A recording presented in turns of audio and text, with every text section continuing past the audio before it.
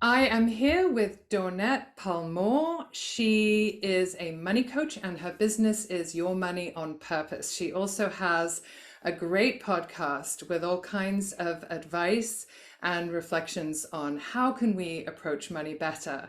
So I am excited to talk to Dawnette today, most particularly about the whole idea of money and how we use money in the world is another way of expressing our voice. Welcome, Dawnette. Thank you so much for having me. I'm super excited to be here. Let's hear a little bit more about what brought you to being a money coach. I know you have your own journey, and I will see what comes to me as we talk also about how this may express voice in the world. Okay, great. Well, so I think this is going to be a great conversation because things are starting to spin in my head. But let's say 9 years ago, we were making more money than we had ever made, Mm. but we still had debt. We were still living paycheck to paycheck. We still were not saving, still not doing the things we should be doing with our money. One day, I don't know what it is, but I did wake up one day and say, I'm so tired of this. I need to find a way out. Um, and how can I get out without this overwhelming feeling of all these things I need to do with my money without putting everything out, right? I don't want to sacrifice everything I value to do the right things with my money. I know that sounds weird, but this is a process through my head. No, no, it doesn't sound weird at all. I think that there can be a mentality that we have to deny ourselves to have abundance with money. And increasingly, I think there are different ways people are expressing this idea of how to attract money, how to make friends with money. And it's not necessarily about scrimping on the latte in the Right, morning, for right. example. Yes. Yes, I 100% agree with that. So when I found some systems and processes that gave me hope, that gave me peace and made it so doable, I wanted to share that with the world. One of I guess we'll get into that later, but that is how I became a money coach. So in 2015, I launched my business, Your Money on Purpose Coaching, to really empower people with their money, to show them they don't have to sacrifice everything to achieve financial abundance. So, how did you come up with processes on your own? I did not come up with them on my own. Okay. So, I honestly started with Dave Ramsey, and I know he's very controversial, but that's all I knew was like, oh, Dave Ramsey's the guy. And so I started following what he was doing. Through that journey, I connected with other financial coaches and began to listen to what other ones had to say and went through other programs. And I was like, oh, this is interesting. So we don't have to do these things. We can do all the things. And I also learned through my own experience because I remember my husband needed like $8,000 worth of dental work. And I was thinking, goodness, how are we going to do this without going back into debt?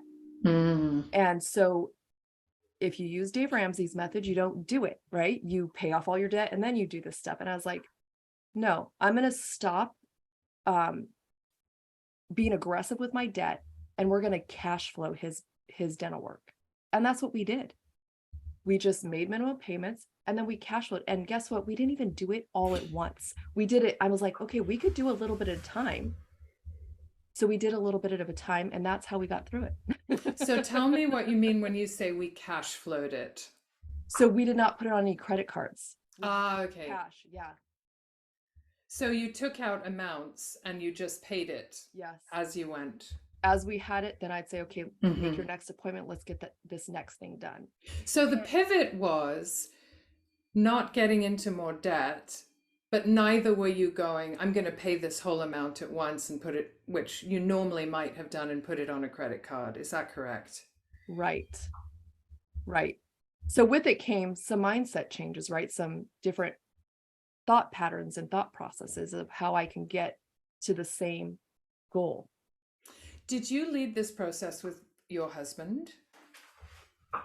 Did I lead it with him? Yeah, so what I mean He is, kind of just went on the ride with me. right, right. But that sounds like you were leading it and that Yeah. he was very supportive. So he was Yes. like, okay, what do we do now? Yeah. Okay, Yeah. He just goes along with whatever I do. He is a very supportive husband. that's great. That is great to hear. So let's just have a think together about, were there barriers, or when you talk about mindset changes, were there ways in which you felt there were things you couldn't do when it came to money that were erroneous beliefs? And did this lead you to move in the world in a different way, which is another way of, whenever we make a choice, in a way, we're expressing our voice in the world by what our feet are doing. You know, if we're moving towards something or making a change in our life, that's how we're moving in the world. And that's often expressed by the voice, but the action itself is an expression of our inner voice. That's one way of thinking about it. Right, right. Can you think of this in terms of a shift in how you were showing up in the world, in the choices you were making, that may also have been vocal choices? I'm going to say, I'm going to do, those kinds of things. So before I made the change? With self-talk. Mm. So what did that change require? It's a transformation. No, it is. Transformation is always an active voice in some way.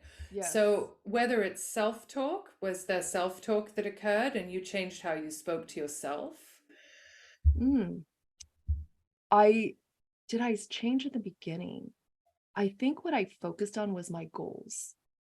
So what was important and what was of value to me. And then the self-talk started, right? Because we beat ourselves up mentally. I mean, we'd give ourselves a beat down.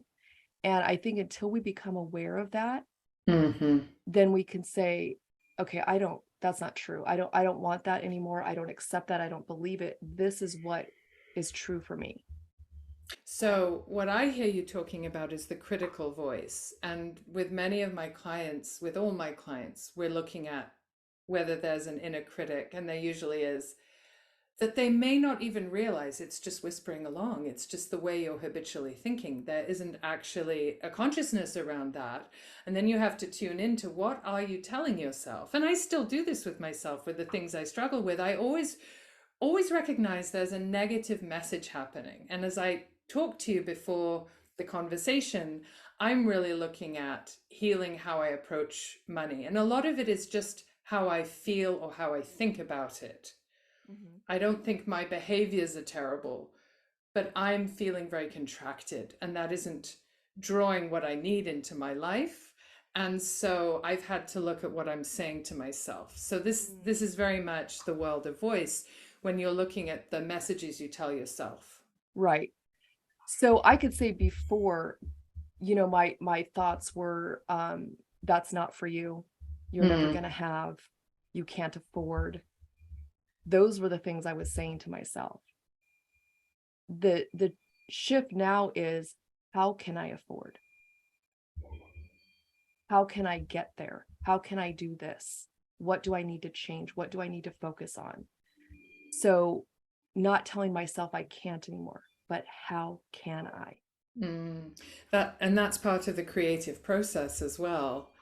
So in any creative process of transformation, we're asking ourselves to be curious. And that's curious, right? You're asking questions, how can, is an expression of curiosity. Even in communication, asking people, how can we, or how can I? Those sentence starters alone end up being more productive when we're communicating with not just ourselves, but also other people. That's very true. I never thought of that way, but when we say, how can I help you? Because we can't assume that we know how to help them, right? How can I support you? Yeah. How can I help you? These things are great in parenting and partnership too. I think we can apply so many aspects of how we communicate to other aspects of our life. So whether it's, how do we communicate with ourselves? How do we communicate with an idea in our heads? How do we communicate with our loved ones? How do we communicate professionally with those we're serving or those we're working with? This is so true. And, the more that you talk about this, the more that we need to really focus and become aware and think about those things.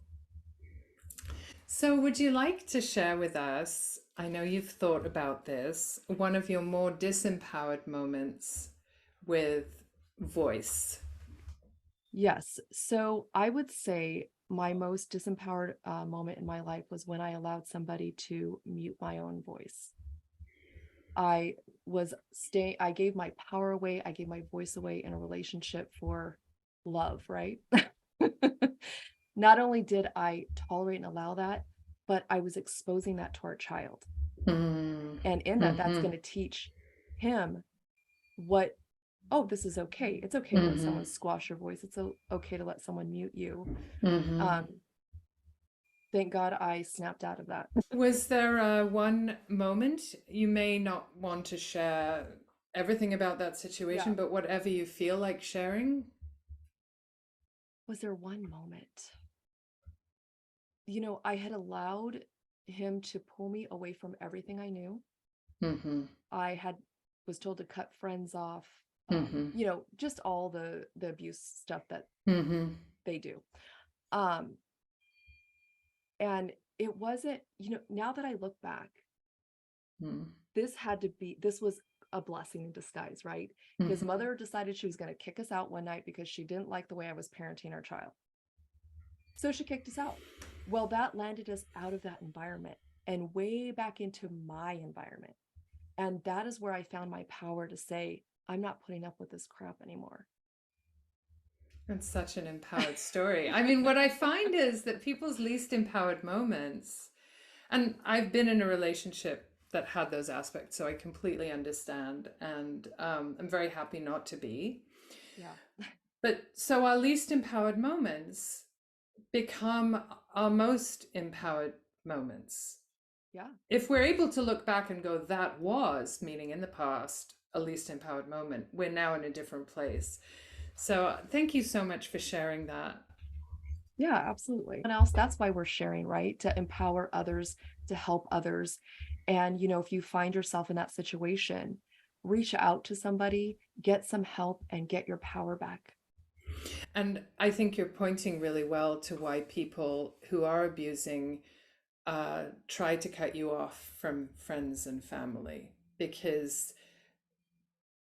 that's the only way that it can be effective. When you have outside influence, you have people telling you good things about yourself, hopefully, and also encouraging you in your voice. Yeah, you're absolutely right. So tell us what you had thought of when it came to a more empowered experience or a most empowered experience. So, gosh, I mean, there's so many, right? But I thought of the one that not just affected myself, but affected my family, and it's going to affect their families. And it was when I changed my relationship with money. I didn't realize it at the time, but that empowering moment changed, obviously, my life, my husband's, our children, and their children, but their friends, because they were sharing the things that were going on. Don't realize that people are watching us. And especially if you have children, they're always watching you, right? And that's a huge responsibility. And, when I realized that, I was like, ooh, I got to get my stuff together. I have these little eyes watching me, and they deserve better. It's a great point, I think, also towards being a coach, because when we support one person, I've seen them support their children to have greater voice. I know anytime I'm supporting a parent, I'm also supporting their family in terms of how voice is going to be manifesting, how people are expressing themselves in that home. And so I think we need to take comfort and feel inspired when we're facing transformation, which can be very difficult because we're working on ourselves, that we're actually doing it for a whole lot of other people. And we may not even realize all of who those people are who are going to be affected by the change we make. I was thinking about this yesterday. I'm so glad you brought it up, which was the idea of how do you change the world? And I really genuinely believe it's heart to heart, one to one connections. And then everyone else making those heart to heart, one to one connections. Yeah, it's one person. Well, it starts with us, right? And then we Mm-hmm. put that ripple effect out there. Thank you. That's really great stuff. And whose voice do you love and why, Dawnette? So I couldn't pick one, but here's the gist of it. It's the voice of women who truly empower others, other women, I should say, right? They give a hand up, they Yeah. encourage, they support, they bring along, they mentor, they show the way, they do all these things. And I really believe that if women truly, truly empowered each other, we would have a massive impact on this world. Massive, like you've never seen before. I truly, truly believe that. And so, quick example, I'm part of an organization called National Association of Women Business Owners. It's NAWBO. Started with a group of women who wanted to make a difference in our laws. In their little community, they started 48 years later. Here we are, a national association. And these women go and they look at every single law that comes into the legislation and sees, does this empower or disempower women in business? And most people don't know this, and I didn't know this either up until a few years ago when I joined NAWBO. But up until 1988, not that long ago, women could not get a loan without a male relative signature. My gosh, I thought it was earlier than that. I mean, I knew that that existed. That's unbelievable. I mean, that's insane. It's insane because I was coming to the end of high school at that time. I do often think about that. I think about the time I was born and how many massive changes we saw, such as classifying the ability to classify rape as occurring within a marriage, if it does, for example. I don't know how well I've put that, but that. No, I understand that because it being an abusive relationship, you understand that. Yeah. Yeah. So rape being something that if you were married would never be considered rape, regardless of the circumstances, that's a law that came about during my lifetime. So I think about when we were born and now where we are, and it's actually, there's been enormous change. And some of these have been unseen, but I think we're revisiting a lot of these energies of women's empowerment. And I think every generation visits it in a new way and furthers it. Yeah, absolutely. But this is the power of women becoming one voice, right? Mm-hmm, Because mm-hmm. supporting each other and truly doing something great in the world. This is what happens. I just want to mention really briefly that locally, I think it was only a few years ago I found out that so I live in the San Francisco Bay Area, and Save the Bay was an organization that was started by a handful of, there may have been two of them, housewives. That's of course a stereotype, but they were housewives in the 1950s. And at that time, the bay stank and had tires in it. It was not the San Francisco beautiful bay that you see now. They started that movement and made a massive change to the coast because, and it was two women, I think, starting it, just them. And it changed our environment and furthered the region in terms of being central to environmental change. So just awesome. How a few people can do something. Yeah. And look how many it has impacted. It's impacted many, many for generations. And now I would like to know what you might like to ask me. And I never know what people are going to ask ahead of time. That's part of the deal. I have to just respond in the moment. So I came up with, what would you say is your greatest life achievement? Oh my gosh. So I'm going to tell you what goes through my mind. Sometimes I do that. I must like to just be really transparent. I think, oh no, that sounds really grand to acknowledge, right? That we have a greatest life achievement. Oh, I honestly feel it's my relationships with my kids and creating with them a really happy family, warm family relationships, a lot of laughter, a lot of intimacy in the sense of my sons are incredibly close, and there are things in their life that might have led them not to be, but they are. And so I think that my ability to hold space in a lot of different ways has made that, has helped that to be possible. Some of it is the characters they came into in the world, but I feel like there's been a very big transformation in our lives, and the fact that they have been such kind and loving people, I just feel such a sense of joy and appreciation. I appreciate them. And I also have to recognize that I've been incredibly attentive. Being a mother has been extremely important to me. It's filled me with a lot of purpose, and has been one of the most important things I've done. So I actually think that.